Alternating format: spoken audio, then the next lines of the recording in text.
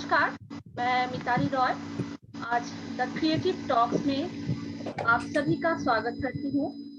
और आज मैं बताना चाहूँगी द क्रिएटिव टॉक्स एक ऐसा प्लेटफॉर्म है जहाँ पर सारे टैलेंटेड पर्सन को हम यहाँ पर बुलाते हैं और उनसे उनका टैलेंट शेयर करने के लिए रिक्वेस्ट करते हैं। तो देर न करते हुए आज हमारे साथ दो स्पेशल गेस्ट है जो कि दोनों ही बहुत टैलेंटेड है। साथ ही मैं इंट्रोडक्शन करवाना चाहूंगी हमारे राजेश्वर दास से, mister Rajeshwar Das. Hello, so welcome to our platform the creative talk. Thank you. तो मैं आपसे रिक्वेस्ट करूंगी आप अपने बारे में कुछ बताइए। पहले तो धन्यवाद कि मुझे आज यहाँ पे बुलाया गया और सभी को मेरा नमस्कार। मेरा नाम राजेश्वर दास है, मैं लीडू से बिलोंग करता हूँ। आज मुझे स्पेशली स्पोर्ट्समैन के हिसाब से बुलाया गया है। तो एक स्पोर्ट्समैन का लाइफ बहुत अलग होता है। स्पोर्ट्समैन होने के लिए जो आज यहाँ पे लाइव है, मैं सभी को बताना चाहता हूँ कि स्पोर्ट्समैन होने के लिए पहले डिसिप्लिन उन लोगों के बीच में आना बहुत जरूरी है। और एक स्पोर्ट्समैन सभी बच्चों के लिए स्पोर्ट्समैन बहुत जरूरी है। मैं जब क्लास 8, 9, 10 तक था तो काफ़ी हेल्दी था मैं, लेकिन स्पोर्ट्स पे मेरा फोकस तभी से था, लेकिन मेरा हेल्थ के वजह से मुझे कभी पोजीशन नहीं मिला स्कूल में। लेकिन मेरा हमेशा एम रहता था कि मैं स्कूल में सबसे पीछे दौड़ता था, तो कब मैं सबसे आगे दौड़ पाऊंगा। तो ये मेरा लक्ष्य हमेशा मेरा दिमाग में रहता था। तो जब मैंने मैट्रिक पास हुआ मेरा डिगबो में एडमिशन लिया, डिगबो कॉलेज में। तो वहाँ का जो एनवायरनमेंट मिला मुझे स्पोर्ट्स का फील्ड का, और वहाँ पे जो प्लेयर लोग को मिला, मुझे काफ़ी इंस्पायरिंग हुआ उन लोगों से। तो फिर मैंने अपना प्रैक्टिस शुरू किया, जैसे कि सुबह 4 बजे उठना और 6-7 बजे तक अपना फुल प्रैक्टिस करना, एक्सरसाइज करना, रनिंग करना, या फिर जो भी तुम्हारा गेम है उसमें जो तुम्हारा इवेंट है उसमें फोकस करना, उसके ऊपर काम करना। सुबह 4 बजे से 6-7 बजे तक, फिर शाम को 3 बजे से 5 बजे तक।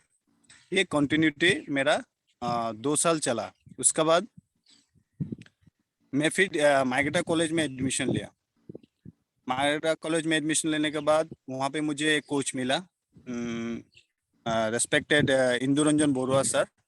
उन्होंने मुझे काफ़ी अच्छा गाइड किया एथलेटिक्स में।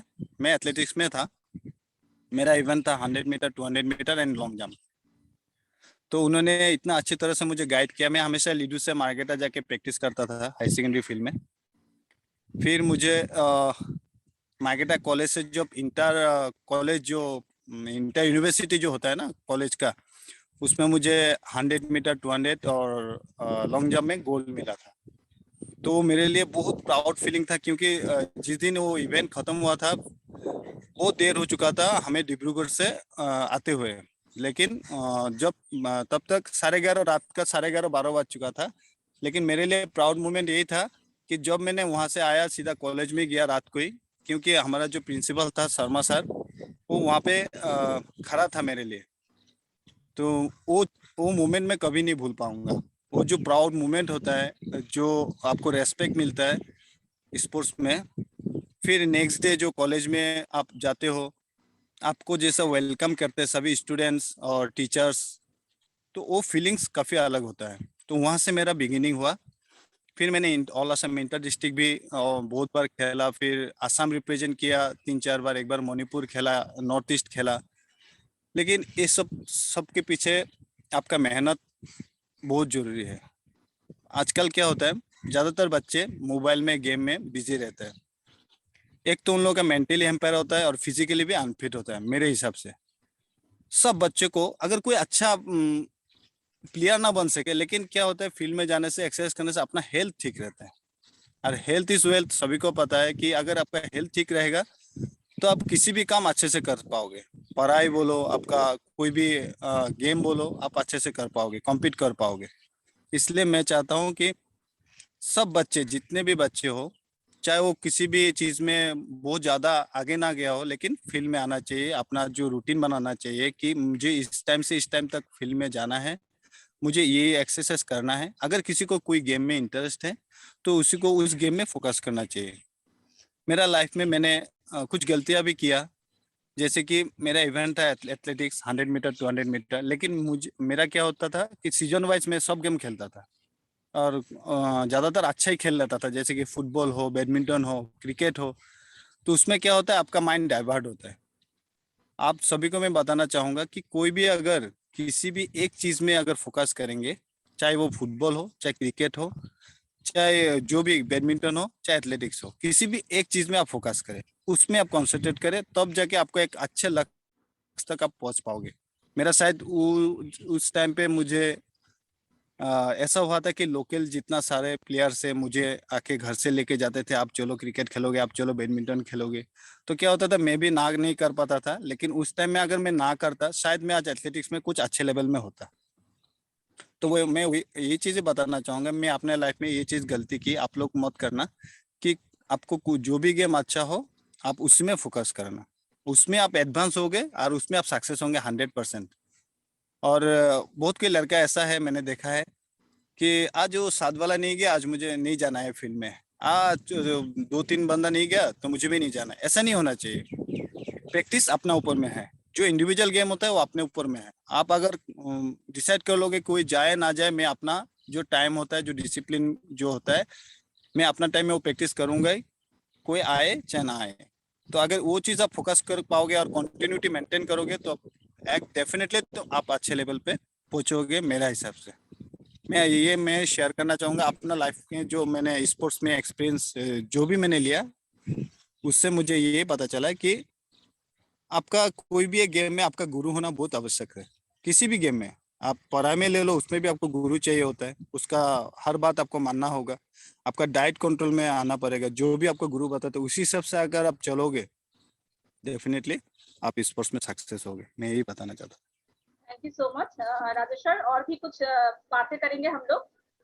तो उससे पहले प्रणव रॉय जो हमारे नेक्स्ट गेस्ट है, जो कि एक म्यूजिक टीचर है न्यू दिल्ली से, तो मैं रिक्वेस्ट करूंगी आज सबसे पहले उन्हें भी अपने बारे में थोड़ा सा बताने के लिए, और एक गाने से आज का प्रोग्राम और बातचीत आगे बढ़ा देंगे। तो प्रणव, मोस्ट वेलकम। जरूर। नमस्कार। नमस्कार। मैं तहे दिल से शुक्रिया अदा करता हूँ, धन्यवाद करता हूँ मिताली मैम आपका भी, और स्प्रेड नॉलेज के पूरे टीम को बहुत बधाई देता हूँ, और बहुत ही शुभकामनाएं हैं कि जिस हिसाब से स्प्रेड नॉलेज आगे बढ़ रही है, इस पर काम कर रही है, और पूरी टीम जिस हिसाब से अपने तन मन से जुड़े हुए हैं, मैं चाहता हूँ कि ऐसे ही जुड़े रहें इसी भावना के साथ, ताकि आने वाले जो जनरेशन है या जो पिछड़े लोग हैं जिनको शिक्षा नहीं मिल पा रही है, पर्याप्त शिक्षा, आप कह सकते कि फाइनेंशियल की वजह से या मैन पावर की वजह से भी हो सकता है, जो चीज नहीं मिल पा रही है, उन तक नहीं पहुंच पा रही है, ये स्प्रेड नॉलेज पहुंचा रही है। तो इसके लिए तहे दिल से शुक्रिया करता हूं मैं, और मैं मिताली मैम को हैट्स ऑफ यू कि आपने ये प्रोग्राम स्टार्ट किया, जिसकी वजह से आज कई सारे ऑर्फनेज हाउस आपके साथ जुड़े हुए हैं, और मैं भी इनफैक्ट मुझे स्प्रेड नॉलेज का एक हिस्सा होकर मुझे बहुत खुशी है। मैं बहुत खुशकिस्मत महसूस करता हूँ अपने आप को कि मैं भी इस टीम का एक मेंबर हूँ, मैं भी अपना सेवा दे पा रहा हूँ, तो मुझे खुशी है, बहुत खुशी है। रही बात संगीत की गाना जानने सुनना की, चाहेंगे तो आज? और हाँ, गाना डेफिनेटली मैं जरूर सुनाऊंगा। वैसे ये प्लेटफॉर्म है, तो डेफिनेटली इस टीम के साथ जो जो जुड़े हुए हैं, मैं सभी को गाना सुनाना जरूर चाहूंगा, लेकिन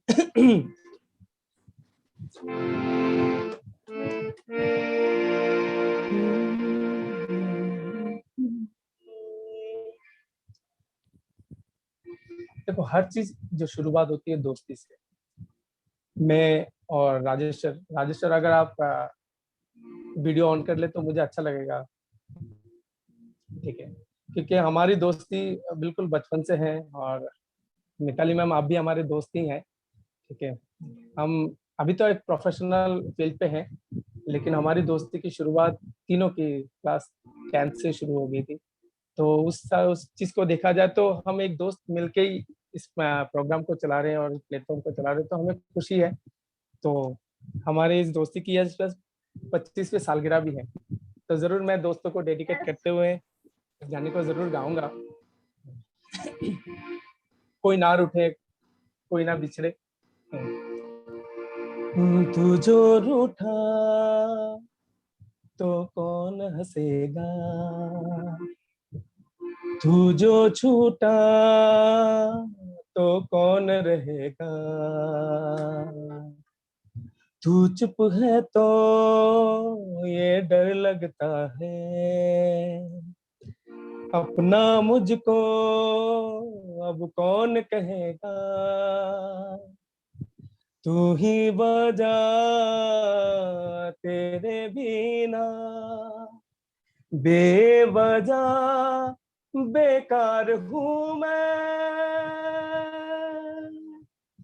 तेरा यार हूँ मैं, हाँ तेरा यार हूँ मैं, आजा लड़े फिर खिलौनों के लिए, तू जीते मैं हार जाऊं, आजा करे फिर वही शरारतें, तू भागे मैं मार खाऊं, मीठी सी वो गाली तेरी सुनने को तैयार हूँ मैं,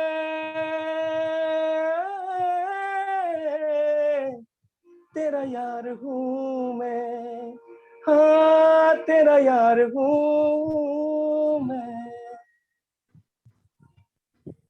thank you so much. Thank you thank you thank you thank you thank you मुझे सो बहुत मच। अच्छा और लगा। ये हमारी दोस्ती का सच में एक बहुत बड़ा गिफ्ट है आज के लिए, क्योंकि 25 इयर्स मैंने राजेश्वर और प्रणव की दोस्ती है। और आज बातें आगे बढ़ाने से पहले मैं और एक बात बताना चाहूंगी कि आज दोनों ही अपने अपने फील्ड में बहुत ही जाने माने हैं, फेमस है, प्लस दोनों ही स्प्रेड नॉलेज के बहुत ही एक्टिव मेंबर है। राजेश्वर हमेशा स्पोर्ट्स लाइन में जब भी जरूरत पड़े वो सारे बच्चों को ट्रेन करते हैं, हेल्प करते हैं। उसी तरह प्रणव भी अपने म्यूजिक के थ्रू जितने भी चिल्ड्रन होम है वहाँ पर म्यूजिक सिखाते हैं। तो मैं अपने तरफ से थैंक यू भी बोलना चाहूंगी, क्योंकि आप दोनों ही मेरे बहुत अच्छे बेस्ट फ्रेंड हैं, और साथ ही साथ दोनों ही इस स्प्रेड नॉलेज में आप लोग जुड़े हैं। तो बातें और करेंगे। सबसे पहले मैं प्रणव से पूछना चाहूंगी कि आपको म्यूजिक में आप कैसे इंस्पायर्ड है? देखो, अगर कहा जाए तो म्यूजिक, हम लोग वैसे मेरा जो बैकग्राउंड रहा, मेरे पिताजी मेरे दादाजी पूरी बिजनेस फैमिली से बिलोंग करते हैं, इवन अभी भी करते हैं हम। तो उस समय की बात है जिस समय म्यूजिक को बहुत ज्यादा गुरुत्व नहीं दिया जाता था हमारे घर पे स्पेशली। हालांकि हमारी मेरी बुआ जी सीखती थी, मैं उनके साथ बैठ के रविंद्र संगीत गाता था, वो सिखाती थी, मैं स्कूल में जाके परफॉर्मेंस देता था अपना। लेकिन बहुत ज्यादा सीरियस ऐसे नहीं था मैं, बहुत हमेशा मस्ती मजाक में था। धीरे धीरे बड़ा होता गया, लोग कहते गए, जैसे मेरे साथ के स्टूडेंट्स जो मेरे साथ के बच्चे हैं वो भी कहते थे कि दादा आप अच्छा गाते हो, कोशिश करो। तो मेरी दीदी की एक दोस्त है, उन्होंने मुझे जब सुना उन्होंने कहा कि नहीं प्रणव आपको सीखना चाहिए। और खास करके मुझे वो दिन आज भी याद है जब हमने स्कूल में 10th में प्रोग्राम किया था, मालविका दीदी दीदी उन्हीं ने हमें कहा था कि नहीं प्रणव भाई इस बार आपका लास्ट ईयर है, राजेश सर आपका लास्ट ईयर है, तो अब मिताली भी हमारे साथ जुड़ी हुई है, आइए तो आप लोगों को इस बार फाइनल ईयर में आपको परफॉर्मेंस देना है। तो वो एक मोमेंट था जिस समय मेरे माइंड में आया, नहीं यार ये बहुत अच्छा, क्योंकि उस समय जो रियाज भी करते थे और एक साथ प्रैक्टिस भी होता था, तो स्टेज पे जाके जो माहौल बना था, हमें बाकायदा अवार्ड भी मिला। तो ये जो एक मोमेंट है ये मुझे बहुत ज्यादा इंस्पायर किया कि नहीं यार आगे करना चाहिए, आगे करना चाहिए। ठीक है, तो ये पहला फर्स्ट जो मेरा इंस्पिरेशन यही है कि मुझे यहाँ से मुझे मिला। उसके बाद तो कुछ कारणवश आसाम छोड़ना पड़ा मुझे, तो पापा हमें दिल्ली लेके आ गए। दिल्ली में आने के बाद बहुत ही स्ट्रगलिंग लाइफ रहा, क्योंकि बिल्कुल बैकग्राउंड फाइनेंशियली बहुत ज्यादा हम वीक थे। तो गुरु के पास जाना और वहाँ पे जाके सीखना बहुत ही एक्सपेंसिव है। दिल्ली में आज भी है, बहुत ज्यादा एक्सपेंसिव है, लेकिन उस समय बहुत था, तो इतने रुपये पैसे नहीं होते थे। तो उस समय की बात है कि मैं एक फैक्ट्री में जॉब करता था। जॉब करते करते भी मैंने फिर गुरुजी के अच्छे गुरुजी मिले, तो उनके शागिर्दी में मैंने म्यूजिक सीखना फिर से स्टार्ट किया।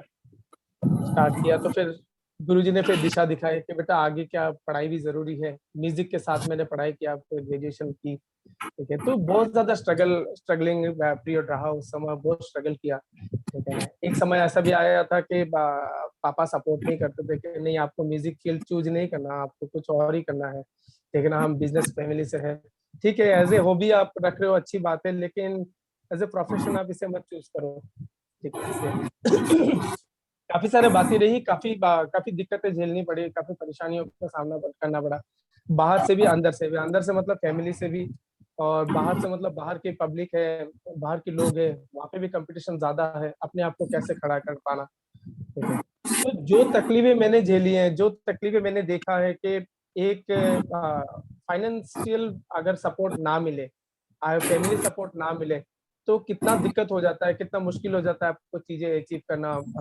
तो इस चीज को मैंने बहुत फेस किया। तो आज इसलिए मैं सोचता हूँ कि स्ट्रेट नॉलेज जैसे ही आपने खोला, आपने इनवाइट किया, तो मैंने एक बार भी मैंने नहीं सोचा, तो मैंने यही सोचा कि नहीं, ये एक प्लेटफॉर्म है जहाँ से जो मेरा सोच है, जहाँ पे मैं रह गया पीछे, या इतने देर से मुझे ये शिक्षा मिला, तो मैं चाहता हूँ कि एटलीस्ट मेरे जरिए मैं और कुछ बच्चों को सिखा सकूं, दिल से सिखा सकूं।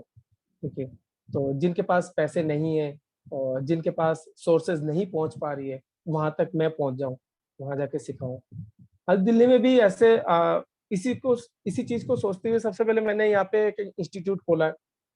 इंस्टीट्यूट में बच्चे आते हैं, सीखते हैं। उनमें से कुछ बच्चे ऐसे हैं जो फाइनेंशियली वो है, बैकवर्ड है, नहीं दे पाते, वो फीस नहीं अफोर्ड कर पाते। वो कहते हैं सर कि हमारे पापा फैक्ट्री में काम करते हैं और हम इतने भाई बहन हैं, हमारे घर का रेंट ही इतने ज्यादा है। मैंने कहा ठीक है बेटा, आपके अंदर टैलेंट है, मैं सबसे पहले सुनता हूँ, आपके अंदर टैलेंट है तो ठीक है, मैं सपोर्ट करूंगा, आप आगे बढ़ो। ठीक है, मैं आपको सपोर्ट करूंगा, मैं सिखाऊंगा, लेकिन दिल से सीखना है, प्रयास करना। तो वही चीजें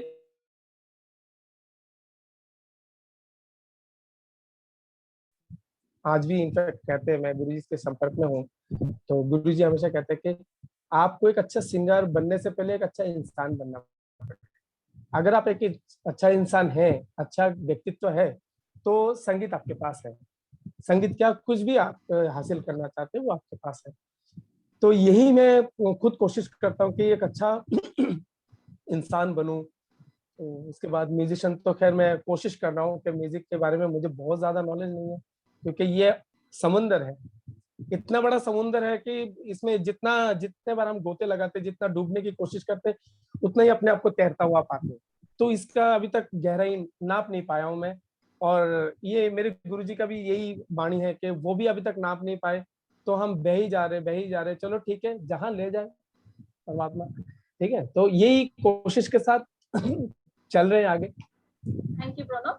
अभी मैं राजेश्वर से सेम क्वेश्चन पूछना चाहूंगी कि आपको स्पोर्ट्स में आप किस तरह से इंस्पायर्ड हुए? एक्चुअली मैंने बोला ना मैं कि स्कूल में मुझे इतना मतलब हेल्दी नहीं था, मैं बहुत ज़्यादा फैट था। लेकिन मैं पार्टिसिपेशन करने से वो क्या होता है, मुझे लास्ट डे आना है मुझे पता था। लेकिन मुझे मालूम होता था कि कोई कोई इवेंट ऐसा होता था कि इसमें पार्टिसिपेशन करोगे तो इसमें पैकेट लंच मिलेगा। तो ज़्यादातर मैं स्कूल में मैं वो पैकेट लंच के लिए मैं दौड़ता था। मैं लास्ट आता था, लेकिन वो पैकेट लंच के चक्कर में मैं दौड़ता था। लेकिन मेरा एम था कि मुझे आगे आना है स्कूल में, जो जो मुझे हराया मैं उन लोगों को हराना है। और मैंने वो प्रूफ किया, पीछे मैंने वो प्रूफ किया। हाँ, मैं इस पर मेरा फैमिली से कोई स्पोर्ट्स में ऐसा है नहीं, लेकिन छोटा से मतलब बैडमिंटन खेलता था। मेरा अंकल जो है वो बैडमिंटन में अच्छा था, तो उसी बैडमिंटन खेलता था। लेकिन ऐसा स्पोर्ट्स में मुझे इतना ज्यादा कुछ फोकस नहीं कि मुझे इतना आगे जाना है।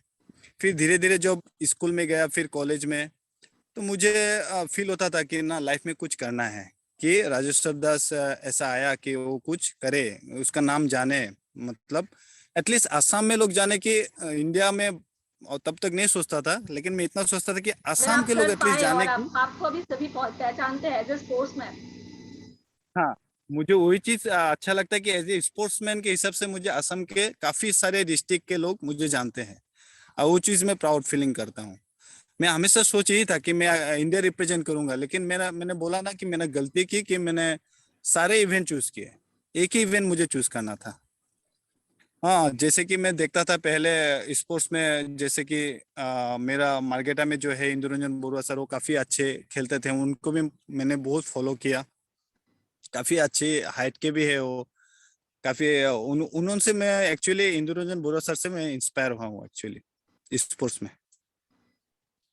हाँ, तो मैं आपसे और एक क्वेश्चन करना चाहूंगी कि जी। आपका फेवरेट स्पोर्ट्स, आपने बहुत सारी स्पोर्ट्स आप खुद कहा कि बहुत सारे स्पोर्ट्स से आप रिलेटेड है, तो आपका फेवरेट स्पोर्ट्स कौन सा है? उसमें मैं एक्चुअली कंफ्यूज हो जाता हूँ, लेकिन एथलेटिक्स में मैंने ज्यादा मतलब वो नाम बोलने से एथलेटिक्स में कमाया, लेकिन मुझे फुटबॉल ज्यादा अच्छा लगता है, बहुत ही ज्यादा अच्छा लगता है फुटबॉल। क्योंकि वो 90 मिनट्स का गेम है और फुल्ली आपका एंजॉयमेंट होता है 90 मिनट्स। उसमें आप एक सेकंड के लिए भी रुक नहीं पाते, आपको 90 मिनट्स पूरा भागना होता है। और उसमें जितना सारा स्किल आपको दिखाने को मिलता है, या फिर एक गोल करने के बाद जो टीम को जिताने का एक जो एंजॉयमेंट होता है एक टीम को, या फिर कॉलेज आप रिप्रेजेंट कर रहे हो कि एक गोल से आप कॉलेज को जिता दिया, कॉलेज का नाम रोशन हुआ, या फिर अपना लीडू का नाम रोशन हुआ, तो वो चीज मुझे बहुत अच्छा लगता है, बहुत ज्यादा ही अच्छा लगता है football. Thank you Rajeshwar. Next Pranav से मैं पूछना चाहूंगी, आपने बहुत सारे सॉन्ग आप जानते हैं, सो स्पेशली अगर आपका मूड ऑफ हो तो उस दिन आप कौन सा सॉन्ग सुनना पसंद करेंगे? नहीं, इसमें दो बातें हैं। मैं सॉन्ग्स जैसे मैंने कहा, मैं शुरू से ही मम्मी पापा गुरु जी के भक्त थे, आज भी है। ठीक है, तो हमें हमेशा एक स्पिरिचुअलिज्म का रास्ता दिखाया गया कि, तो मैं हमेशा मेडिटेशन करता हूँ। उसमें दो चीज होता है कि आप कभी दुखी नहीं रह सकते। दुखी मतलब जो मन से आप सैड फील कर रहे हो। मेरा मानना है कि मैं जब दुखी होता हूँ, मैं खुद से जब दुखी होता हूँ तो मैं दूसरों को देखता हूँ। अगर किसी की फेस पे मैं हंसी देखता हूँ तो उसकी हंसी को मैं ले लेता हूँ। वो कैसे, अपने मन को वहां पे ट्रांसफर कर देता हूँ कि मैं आज खुश नहीं हूँ, मेरे अंदर दुख है, लेकिन कोई तो खुश है। चलो ठीक है, उससे थोड़ी देर बात कर लिया, या उसको महसूस कर लिया, उसकी खुशी को महसूस कर लिया। तो ये मैं एक्चुअली आज आपके प्लेटफॉर्म से मैं बताना चाहूंगा, लोग लोग आज क्या है, अपने दुख से बहुत ही कम दुखी है। लोग दूसरे की सुख को देख के दुखी हो जाते हैं, नतीजा क्या होता है, खुद को भी दुखी कर लेते हैं। तो हमेशा हमें सोचना होगा, जस्ट लाइक अगर आप सोचो कि चारों तरफ दाने बिखरे हुए हैं, छोटे छोटे दाने बिखरे हुए हैं, अगर मुर्गी या कबूतर को बोला जाए कि आप अपनी चॉइस का दाना चूज करो, तो वो देखना, वो उनकी चॉइस का दाना चूज करेंगे। ठीक है ना? ठीक इसी तरह से संसार में भी सुख और दुख दोनों चीज ऐसे बिखरे हुए हैं। फूल कांटे, सुख दुख सब चीज बिखरे हुए हैं। आपको चूज करना है कि आपको क्या लेना है। अगर आपको सुख लेना है, आपको अगर खुशी लेना है, तो जरूरी नहीं है कि अपने अंदर ही सब चीज मिल जाएगा, या हमारे हमारे सराउंडिंग में ही है। हमें ढूंढना पड़ेगा कि यहाँ खुशी है, यहाँ सुख है, चलो बटोर लो। ठीक है, तो दुखी हो या खुशी हो, मैं हमेशा, मैं किशोर कुमार जी मेरे इंस्पिरेशन रहे। हमेशा मैं उन्हीं के गाना सुन के बड़ा हुआ हूँ या गाता रहता हूँ। तो मैं सैड सॉन्ग बहुत ही कम गाता था। मैं किशोर दुखी भी कुमार होता का हूँ ना, गाना हो तभी जाए मैं प्लीज।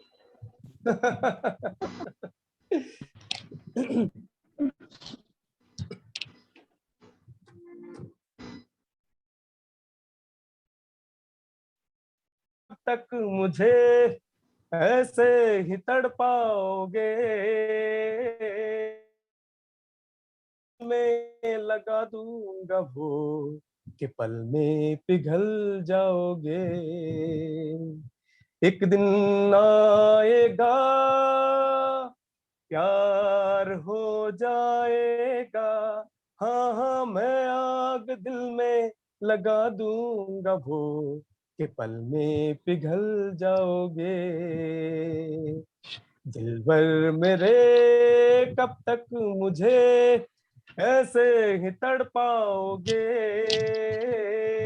मैं आग दिल में लगा दूंगा वो कि पल में पिघल जाओगे।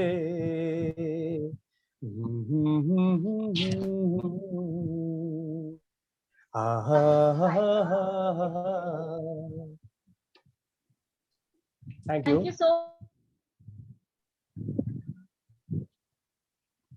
म्यूट हो गया, म्यूट है आपका माइक।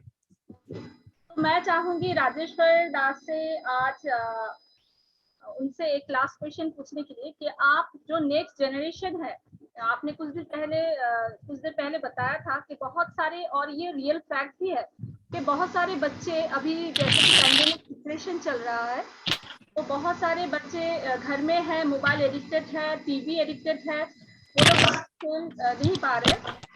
आप क्या सजेशन देना चाहेंगे, क्या एडवाइस देना चाहेंगे?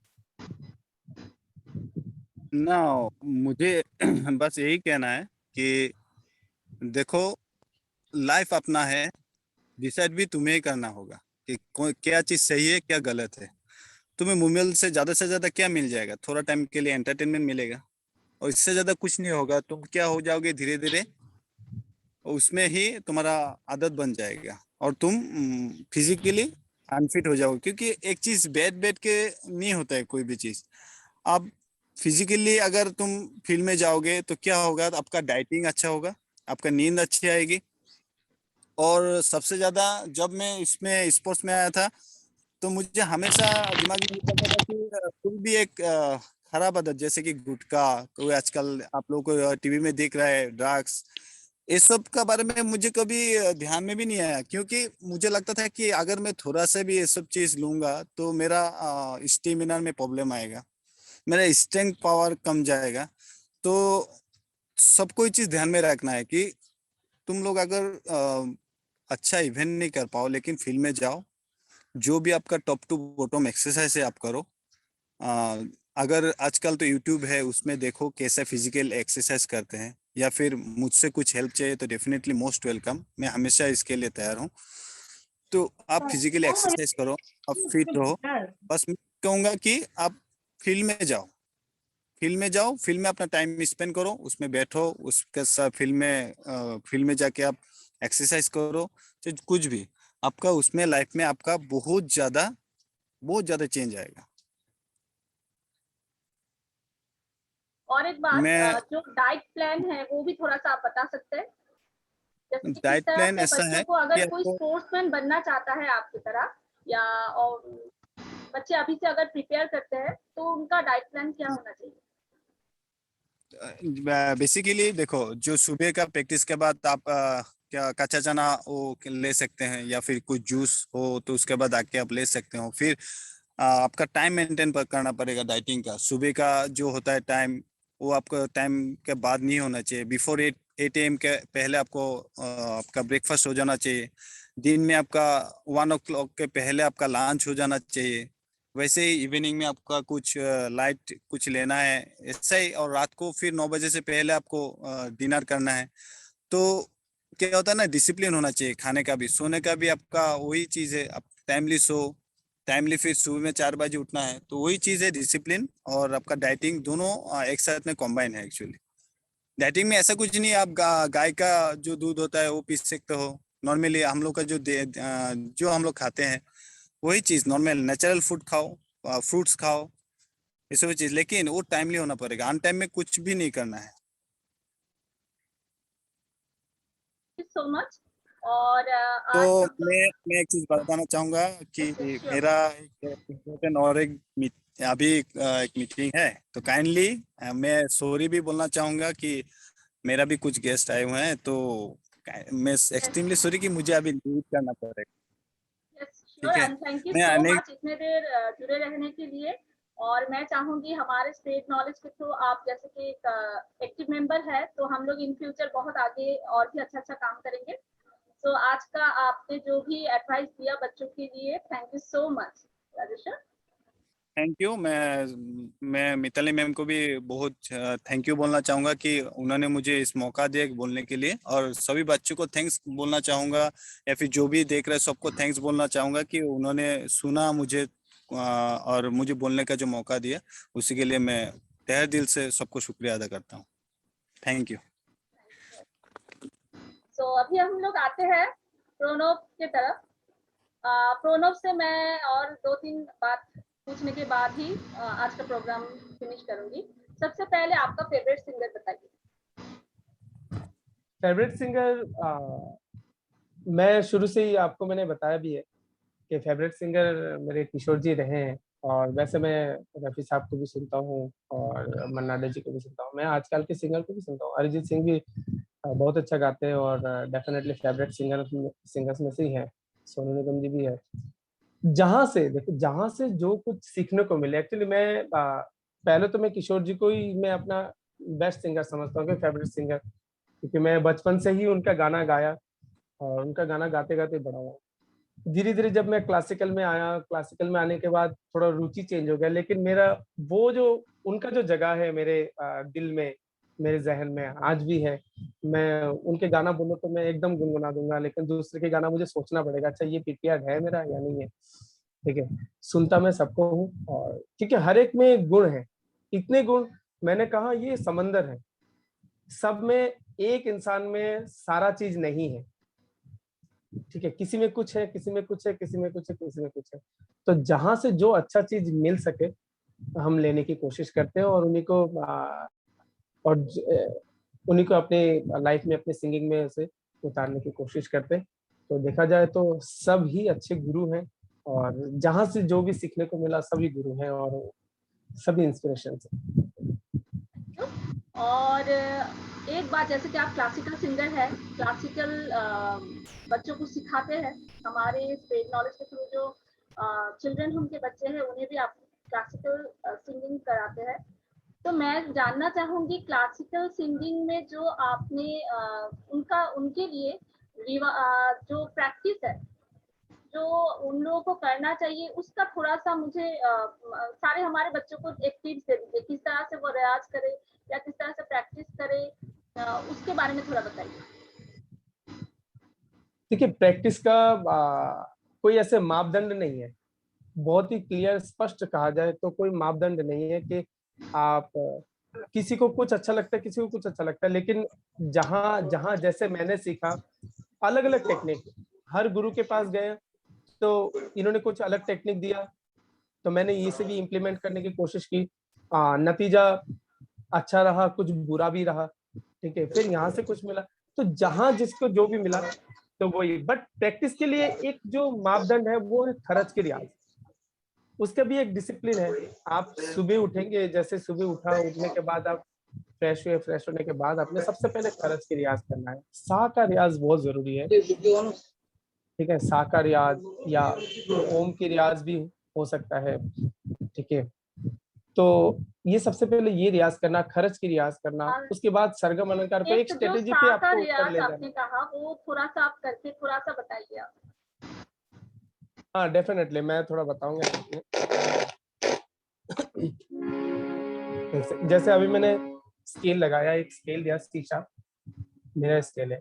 मैं उसमें अगर बोलूँ कि सबसे पहले अगर बच्चों ने रियाज करना है, सुबह आप लोग उठे, गला बिल्कुल फ्रेश है, तो आपको सबसे पहले हमिंग की रियाज करना है। कैसे?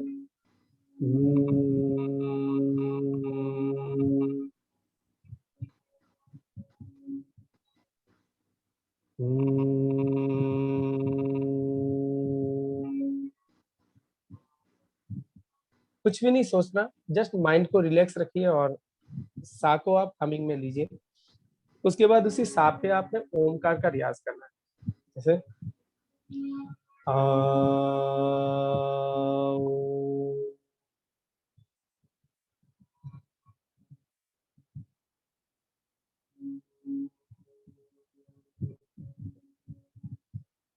एज लॉन्ग एज पॉसिबल, लेकिन कोशिश ये करना है सभी ने कि ये स्ट्रेट लाइन बने। जिस तरह से हम एक लाइन खींचते हैं, एक लकीर खींचते हैं, वो लकीर में कहीं अप एंड डाउन ऐसा ना हो, वाइब्रेशन ना हो या ऐसे लहर ना हो। बिल्कुल स्ट्रेट लाइन आप ओम के जरिए या सा के जरिए या हमिंग के जरिए कुछ भी आप कहें, उसको एक स्ट्रेट लाइन बनाना है। जब आप स्ट्रेट लाइन बनाएंगे तो डेफिनेटली वो चीज आपकी गले को वही साधना है। धीरे धीरे धीरे धीरे यही रियाज आपको ऊपर उठाना है, यही रियाज आपको खरज में लेके आना है। सबसे पहले अपने सा का रियाज, फिर उसके बाद अपने सा का रियाज करना है। सा पे भी एक चीज का हमेशा ध्यान देना है, जैसे आवाज कितना खोलना है। कुछ स्टूडेंट्स ऐसा है जैसे आवाज बिल्कुल नहीं खोलते, और कुछ कहते सा, तो ऐसा दोनों ही सही नहीं है। आपको मुंह खोलना है बट जोर नहीं देना। गले को पता नहीं चलना चाहिए कि आवाज आ भी रहा है या नहीं। आवाज का जो स्रोत है वो नाभि है, पेट है। तो कोशिश करना है कि स्टमक से आवाज आए, और उसके लिए आपको थोड़ा सा मुंह खोलना जरूरी है। जैसे सा,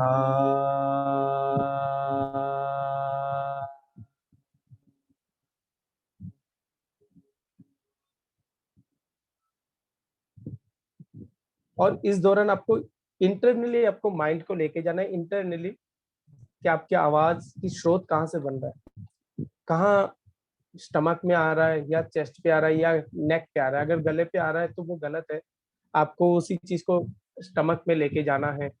तो ये एक मेडिटेशन है। संगीत म्यूजिक एक मेडिटेशन है। आपको सोचना है कि हर वक्त के सुर आ कहाँ से रहा है, उसका स्रोत कहाँ है और एक्चुअल स्रोत कहाँ पे है। अगर आप गले से गा रहे हैं तो नेचुरल डेफिनेटली आप क्या है, थोड़ी देर गाएंगे गले में पेन होने लग जाएगा, या ज्यादा आप हाई पिच में गाएंगे गला क्रैक हो जाएगा, लोअर नोट पे नहीं आ पाएंगे। तो आवाज की स्रोत को आपने पेट पे लेके जाना है, स्टमक से आपने निकालना है आवाज। तो देखना कि आप किसी भी स्केल में, किसी भी पिच में कितनी ही देर आप गाना गा ले, आप थकेंगे नहीं। Thank you. और प्रणव से मैं और एक बात जानना चाहूंगी। बच्चे जो आजकल क्लासिकल म्यूजिक में उतना इंटरेस्ट नहीं देते हैं, तो मैं चाहूंगी कि हमारे जो इंडियन क्लासिकल म्यूजिक है उसमें बहुत सारे बच्चों को, हम लोग भी चाहते हैं कि वो लोग सीखे, जो ये हमारा कल्चर है इसको सीखे वो लोग और भी इंटरेस्ट बढ़ाए। तो इसके लिए हम क्या कर सकते हैं? देखिए ये इंटरेस्ट बढ़ाने के लिए उन लोगों को। हाँ डेफिनेटली। देखिए सबसे बड़ी बात हमें ये चीज जान लेना होगा, हर चीज की एक बेसिक पॉइंट होता है। हम एकदम हम बोलना नहीं सीखते, एकदम हम लिखना नहीं सीखते। सबसे पहले हमें उसका स्वरलिपि लर्न करना पड़ता है। ओ आर रोशोई दीर्घोई, है ना, A B C D alphabets भी। इनफैक्ट हम कंप्यूटर सीखते हो तो सबसे पहले हमें उसे कैसे ओपन करना है, उसके बाद स्टेप बाय स्टेप वर्ड्स में जाके एकदम नहीं खोलते, सबसे पहले प्लेन ब्रश खोल के हम देखते हैं कि भाई कैसे करते हैं। हर चीज की बेसिक चीज होता है। ठीक इस तरह से संगीत का भी एक बेसिक चीज है, आपको ये समझना पड़ेगा। तीन तीन बातें हैं आपको ध्यान रखनी पड़ेगी। सबसे पहले आवाज। अगर आप एज ए सिंगर अपने आप को एस्टेब्लिश करना चाहते हैं तो सबसे पहले आपका आवाज अच्छी होनी चाहिए। आवाज को अच्छा बनाने के लिए जो रियाज है, सा का रियाज कीजिए, साधना कीजिए, अपनी आवाज के ऊपर बहुत ज्यादा फोकस कीजिए कि वो वो ज्यादा तीखा ना हो, वो ज्यादा रस ना हो, वो ज्यादा इतना हर्ट ना करे, ठीक है ना, वो दिल को छूने वाला हो, कान को नहीं। अगर कान को अगर छूने लग जा क्या है, नहीं ऐसा नहीं, कान को नहीं छूने वाला हो, दिल को छूने वाला हो। तो सबसे पहले अपना आवाज, आवाज के बाद आती है तैयारी, अंदाज। अंदाज का मतलब तो तैयारी, कि अलंकार का आप प्रयास करेंगे तो गाने में खटका मुर्किया होते आप इजीली ले पाएंगे, बहुत ही शालीनता से ले लेंगे। तीसरी जो अहम बात है समझदारी। समझदारी कहाँ से आती है? समझदारी आती है क्लासिकल से। तो दो चीज तो आपने हासिल कर लिया, दो चीज आपने हासिल कर लिया। आवाज भी आपने नॉर्मल रियाज से हासिल कर लिया, अलंकार आपने 8 10 20 अलंकार कर लेंगे तो आपका गला खटका मुर्की के लिए तैयार हो जाएगा। लेकिन तैयारी और समझदारी दोनों चीज अलग है। समझदारी आती है क्लासिकल से, कि आपको क्लासिकल रास्ता दिखाता है। नहीं तो आप जैसे एक गाना है, एक गाना आप ऐसे ही रखेंगे, ऐसे ही सुना आपने, ऐसे ही गाया, लेकिन जब आप क्लासिकल सीखेंगे तो इस गाने को आप ट्रैक चेंज कर सकते हैं, आप उसके भाव चेंज कर सकते हैं। जिस तरह से हमारे क्लासिकल म्यूजिक के हर एक वर्ड को लेके, हर एक सेंटेंस को लेके उसका फील बदल जाता है, ठीक है ना। तो क्लासिकल इसलिए सीखना जरूरी है। जरूरी नहीं है कि आप क्लासिकल सिंगर ही बने, लेकिन समझदारी डेवलप करने के लिए आपको क्लासिकल पे जाना ही पड़ेगा, फोकस करना ही पड़ेगा उसमें। और अगर आपकी अच्छी तैयारी, अच्छी समझदारी होगी तो डेफिनेटली आपका रुझान क्लासिकल की तरफ भी हो सकता है, इसमें no doubt. Thank you so much Pranav. आज आपसे हम लोगों ने बहुत कुछ सीखा भी, बहुत कुछ जाना नई बातें। और जाने से अरे ये पहले, बहुत बड़ी बात अभी है, ये बहुत बड़ी बात प्रोग्राम है। फिनिश करने से पहले एक क्लासिकल बंदिश हो जाए, एक द्रुत ख्याल अगर आप सुनाते हैं तो इससे हम लोग आज का ये टॉक शो जो फिनिश करेंगे। तो प्रणव, हाँ ये जरूर जरूर। रिक्वेस्ट है मैं मेरा। मतलब ये तो बहुत बड़ी रिक्वेस्ट होगी, मैं कोशिश स्थाई, करूंगा। सिर्फ स्थाई वाला पार्ट सुना दीजिए। हाँ फेवरेट। फेवरेट देखो, ऐसा मैं बताऊं कि आ, हर राग अपने अपनी जगह पे मशहूर है, मतलब फेमस है। आपके हर राग के अलग अलग स्वाद है, ठीक है ना। किसी भी राग को छेड़ो तो उस राग में मन करता है कि उसी राग में लग जाओ। बहुत कुछ है, बहुत बहुत कुछ है एक राग में। लेकिन एक एक रही बात गाने के लिए, तो मूड की बात होती है कि अभी जैसे तानपुरा लगाया तो कुछ भी देखता हूँ, आलाप लेते हुए क्या समझ में आता है।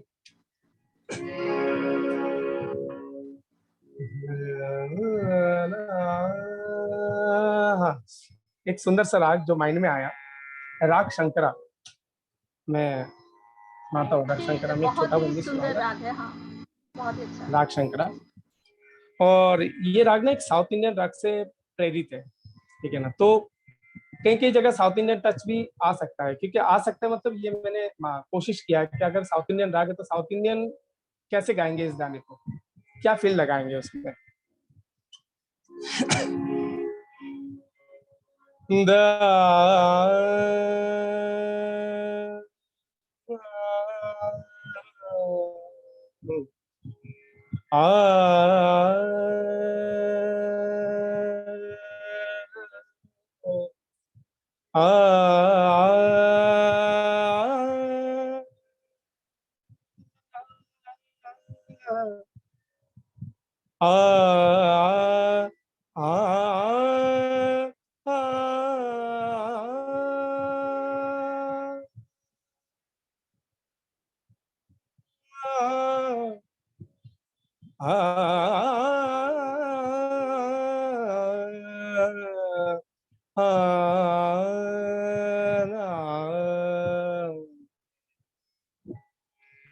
तेरी सजनी, तेरी सजनी, तेरी सजनी, खाऊं सो तन बिरमाए मोरा पिया। तेरी सजनी, तेरी सजनी, खाऊं सो तन बिरमाए मोरा पिया। तेरी सजनी, सजनी,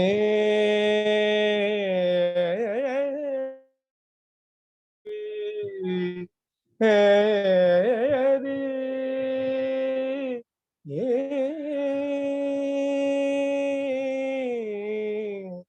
आज हूँ नाय सदा रंग पिया, आज हूँ नाय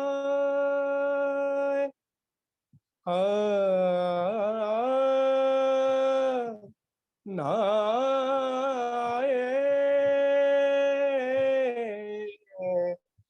ये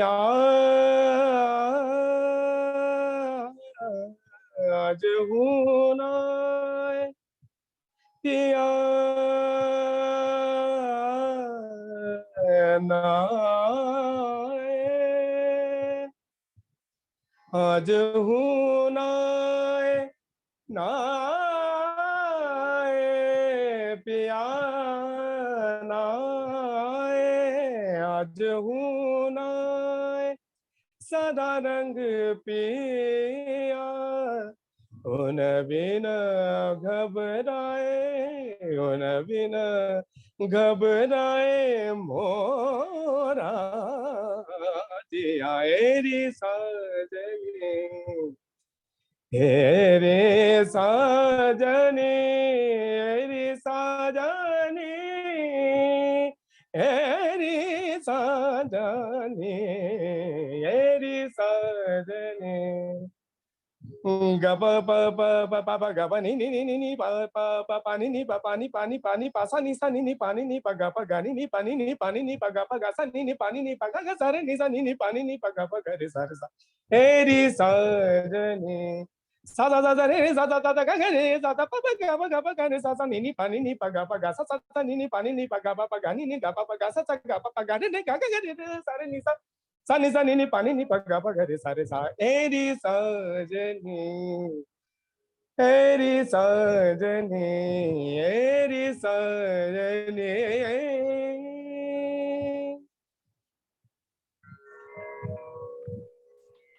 थैंक यू सो मच, बहुत ही अच्छा। Thank you. और इसी तरह आज बहुत अच्छा लगा बात करके, और ये टॉक शो सभी टैलेंटेड पर्सन के लिए है। आज हमारे साथ प्रणव एंड राजेश्वर थे। तो नेक्स्ट वीक 15 अगस्त स्पेशल, हाँ 15 अगस्त जो स्पेशल एपिसोड होगा उसमें सारे डिफेंस के रिक्वेस्ट करेंगे हम लोग, सारे डिफेंस के पर्सन, टैलेंटेड पर्सन रहने के लिए। तो आज का ये एपिसोड जो म्यूजिक एंड स्पोर्ट्स का था, बहुत ही अच्छा लगा बात करके। चलिए बहुत बहुत शुक्रिया, बहुत बहुत धन्यवाद, बहुत बहुत धन्यवाद। आज मैं स्प्रेड नॉलेज का हिस्सा हूँ। डेफिनेटली डेफिनेटली, बहुत बहुत धन्यवाद। नमस्ते एंड बाय बाय।